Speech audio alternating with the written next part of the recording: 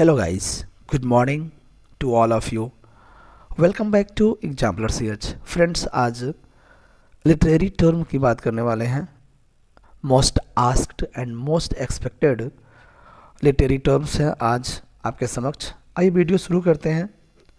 कह रहा है question number 1,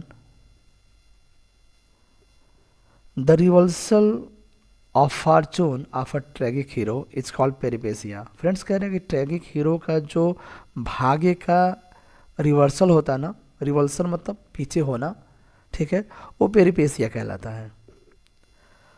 morality plays we are written in the 15th and 16th century. तो आपको बता दें जो मॉरलिटी प्लेज हैं 16th और यानी 15th और 16th सेंचुरी में लिखे गए थे.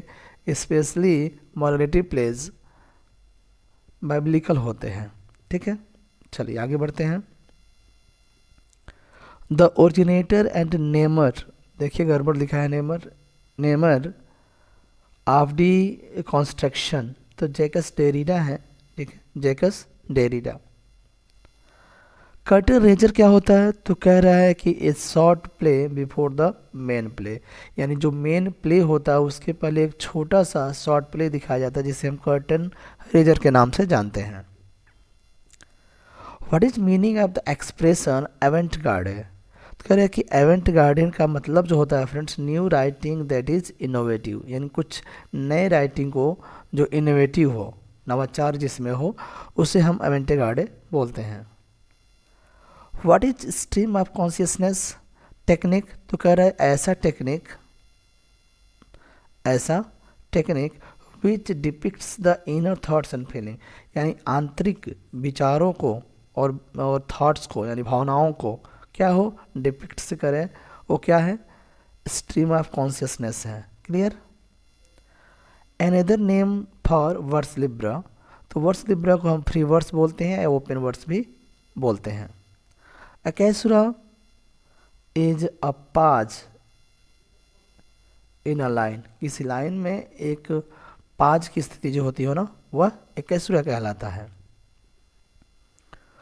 What is poetic licence? Poetic licence क्या होता है? तो कह रहे हैं कि लिबर्टी यानी स्वतंत्रता विथ लैंग्वेज, यानी भाषा के साथ लिबर्टीज होते हैं, स्वतंत्रता होती है.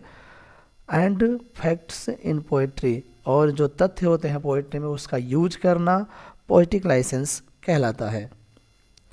The unbroken flaw of thought and awareness in the awaking mind is called stream of consciousness. तो कह रहे हैं कि विचारों का एक बिना टूटे जो श्रृंखला है ना, जो दिमाग को क्या करे, जागृत करे, वो स्ट्रीम ऑफ कॉन्शियसनेस कहलाता है. मैंने पहले ही बता दिया था कि इनर थॉट और फीलिंग्स को क्या करे, प्रोवोक करे, आगे की ओर बढ़ाए, जागृत करे, वो स्ट्रीम ऑफ कॉन्शियसनेस कहलाता है. What is meant by catharsis? Catharsis आपको बता दें और ट्रेजेडी से रिलेटेड है, मतलब प्ले से रिलेटेड है. Purgation of emotion of PT and fear. तो कह रहे हैं कि पीटी और फियर, जो डर और दया है ना, उसके भावनाओं को क्या करना, शुद्धिकरण करना परगेशन कहलाता है, अर्थात कैथारसिस कहलाता है. द टर्म डायस्टोपिया, डायस्टोपिया जो का मतलब होता है फ्रेंड्स अनप्लेजेंट इमेजरी वर्ड, और वही उतोपिया प्रेजेंट इमेजिनरी वर्ड. ठीक है, यानी इसमें उतोपिया को रामराज्य बोलते हैं. ठीक, उसका अपोजिट है dystopia, unpleasant imaginary word. What is the theme of proletarian novel? तो प्रोलेटेरियन नॉवेल का जो थीम है फ्रेंड्स वो है वर्किंग क्लास, यानी एक ऐसा वर्ग जो काम करने वाला वर्ग है, उसे हम प्रोलेटेरियन नॉवेल के नाम से जानते हैं. A character which remains almost unchanged through out the story. पूरी कहानी में एक ऐसा कैरेक्टर जो फुल्ली अनचेंज्ड होता है, उसे हम फ्लैट कैरेक्टर के नाम से जानते हैं. What is closed drama? तो क्लोजेड ड्रामा का मतलब होता है ड्रामा टू बी रीड, एक ऐसा ड्रामा जिसे हम परफॉर्म न करके उसे पढ़ सकें. जैसे अगर मिल्टन साहब का सैमसन अगेनिस्ट है ना फ्रेंड्स, जो 1671 में आया था, वो ड्रामा टू बी रीड है, बोले तो क्लोजेड ड्रामा है. एन इकोलॉग, इको नहीं है, इकलॉग है. इकोलॉग प्रोलॉग अलग होता है फ्रेंड्स, ये इकलॉग है.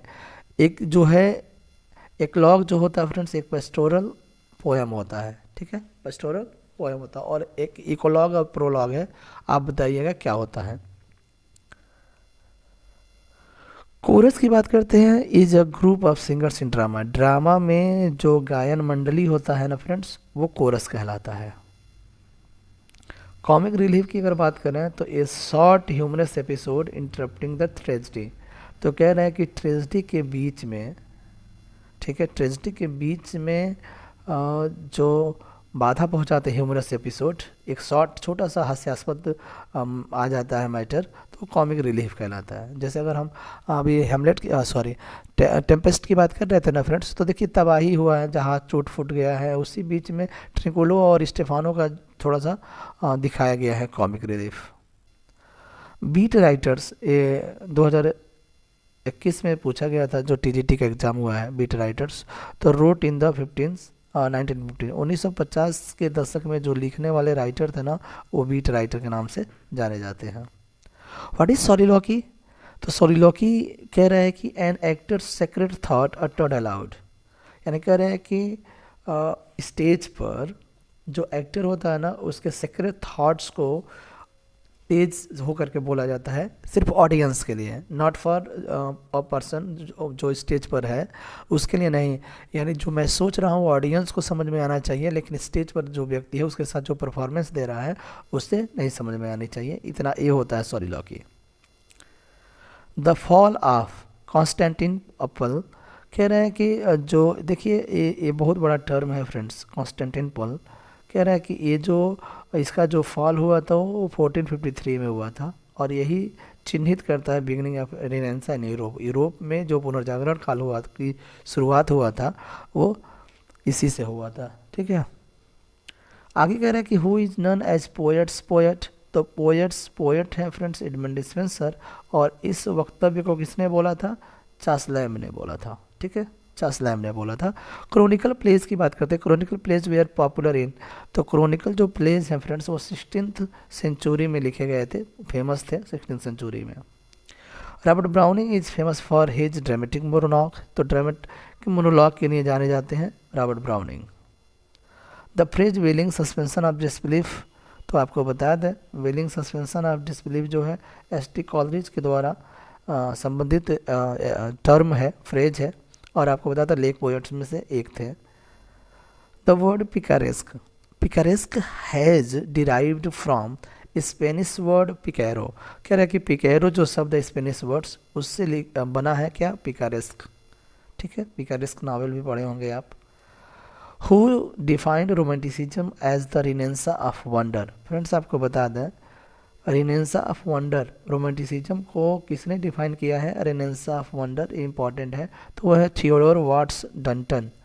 थियोडोर वाट्स डंटन ने रिनेंसा ऑफ वंडर बोला है किसको? रोमांटिसिज्म को। Who said romanticism is an addition of strangeness to beauty. तो कह रहा है कि यह स्टेटमेंट देखिए, romanticism is an addition of strangeness to beauty, Walter Pater का वक्तव्य है। स्टेटमेंट किसका है? वाल्टर पेटर का। Who coined the phrase liberalism in literature, ये भी इंपॉर्टेंट टर्म है फ्रेंड्स, लिबरलिज्म इन लिटरेचर, वो विक्टर हुगो के द्वारा क्वाइन किया गया फ्रेज है, Victor Hugo. The phrase sentimental melancholy is associated with. तो कह रहे हैं कि सेंटिमेंटल जो मिलंकली है फ्रेंड्स वो थॉमस ग्रे के द्वारा एसोसिएट किया जाता है, ठीक। द फ्रेज बेवर्ली नॉवेल्स, तो बेवर्ली नॉवेल्स जो है फ्रेंड्स वाल्टर स्कॉट के द्वारा लिखे गए नॉवेल्स हैं।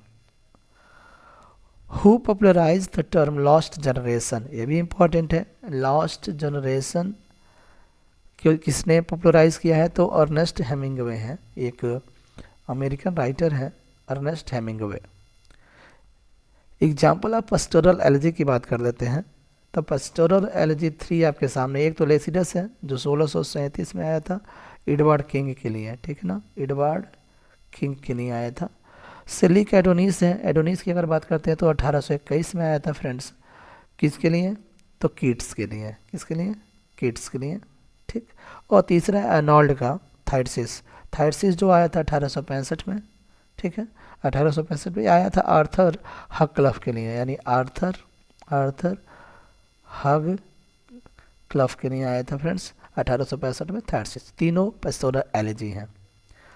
What is commedia dell arte? अब कह रहा है कॉमेडिया डे आर्टे क्या है उसके बारे में जान लेते हैं। कह रहा है कि एक फॉर्म ऑफ कॉमिक ड्रामा, कह रहा है कि कॉमिक ड्रामा का एक रूप है developed about the mid 16th century, जो 16वीं शताब्दी के मध्य में विकसित किया गया था by guilds of professional Italian actor, किसके द्वारा, इटालियन एक्टर्स के द्वारा, ध्यान रखिएगा, कॉमेडिया डेल आर्टे इंपॉर्टेंट है। स्ट्रोफ की बात कर लेते हैं। कह रहा है फ्रेंड्स स्ट्रोफ जो है ना फर्स्ट पार्ट ऑफ ओड है। ओड में आपको बता दें 3 भाग होते हैं, एक तो स्ट्रोफ है, एक एंटी स्ट्रोफ है, एंटी स्ट्रोफ है, ठीक है, और एक होता है इपोड होता है, इपोड होता है, ध्यान रखिएगा, इपोड। तो स्ट्रोफ, एंटी स्ट्रोफ और इपोड 3 पार्ट्स होते हैं किसके, ओड के। पिंडारिक ओड्स अनदर नेम, तो पिंडारिक ओड को हम द डोरियन ओड भी बोलते हैं, the Dorian ode, Pindaric ode को। Who is the poet of an ode to himself, तो ओड टू हिमसेल्फ लिखे हैं साहब बेन जॉनसन ने, ध्यान रखिएगा, बेन जॉनसन ने ओड टू हिमसेल्फ लिखा है। Lyric is an expression of a single emotion, देखिए ये भी पूछा गया कि lyric is an expression of, तो सिंगल इमोशन के प्रकटीकरण को लिरिक कहते हैं। सिंगल इमोशन जो भावनाएं होती हैं सिंगल, उसके अभिव्यक्तिकरण को क्या बोलते हैं, लिरिक बोलते हैं। A short story in verse is defined as, तो कह रहा है कि एक छोटी सी कहानी लेकिन किस में हो, वर्स में हो, वो बैलेट कहलाता है, ठीक है, बैलेट कहलाता है। और आज का अंतिम क्वेश्चन रहेगा इस वीडियो का फ्रेंड्स, कह रहा है मार्लोस ब्लैंक वर्स, जो मार्लो का ब्लैंक वर्स होता है ना, एक्चुअली आपको पता होगा क्रिस्टोफर मार्लो सिर्फ ट्रेजिडी लिखे हैं, ट्रेजिडी से उन्होंने लिखा है, ध्यान रखिएगा। और ब्लैंक वर्स का, उनके ब्लैंक वर्स को माइटी लाइन के नाम से जानते हैं, यह एक टर्म है, ध्यान रखिएगा, ब्लैंक वर्स को माइटी लाइन के नाम से जानते हैं। मार्लो ने बहुत सारा क्या लिखा है, ट्रेजिडी लिखा है, जैसे टेम्बरलैन है, डॉक्टर फास्टस है, इत्यादि। इसको कंटिन्यू करेंगे नेक्स्ट वीडियो में अगले दिन। थैंक्स, मिलते हैं ब्रेक के बाद, ठीक है, बाय बाय।